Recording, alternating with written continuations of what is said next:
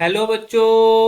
हमारा प्रश्न दिया हुआ है NH2CH3 AC2O के प्रेजेंस में A बनाता है।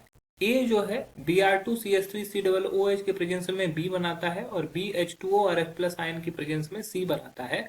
तो उत्पाद कौन होगा? चार ऑप्शन है हमारे पास।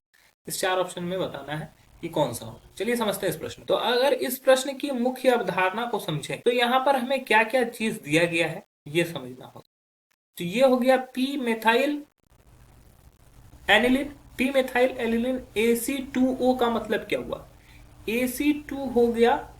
AC2O का मतलब हो गया कि ये इस तरह से है कुछ। ये प्रोडक्ट जो है CH3CO COCH3, इसका मतलब यही हुआ। AC2O का मतलब ये हुआ। ठीक है। अब क्या है कि जब क्या होगा कि पी मिथाइल एनिलीन, ये हमारा NH2 है और ये हमारा CH3।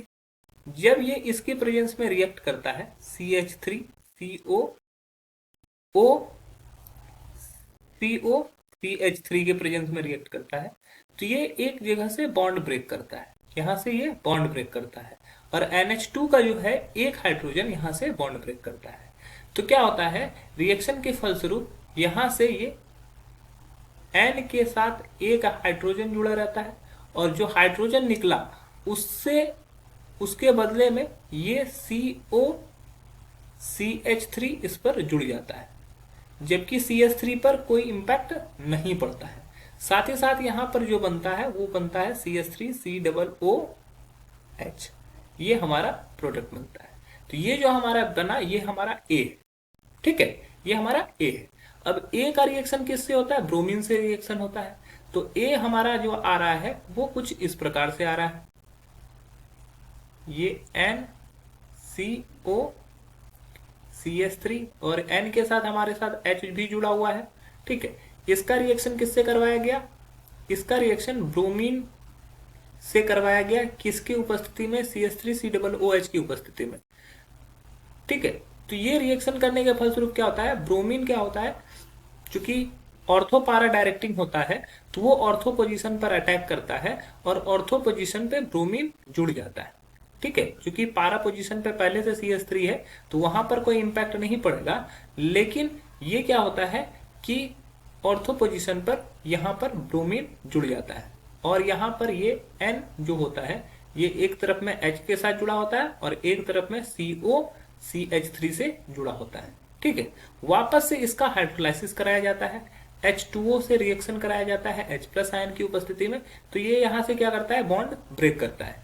वहां से बॉन्ड जब ब्रेक करता है तो OH इसके साथ जुड़ जाएगा, OH इसके साथ जुड़ जाएगा। ठीक है, क्योंकि H प्लस और OH माइनस आयन प्रेजेंट रहता है तो OH जो होगा इसके साथ जाएगा और H प्लस आयन जो होगा NH के साथ जाएगा। तो वो कुछ प्रोडक्ट कुछ इस प्रकार से बन जाता है।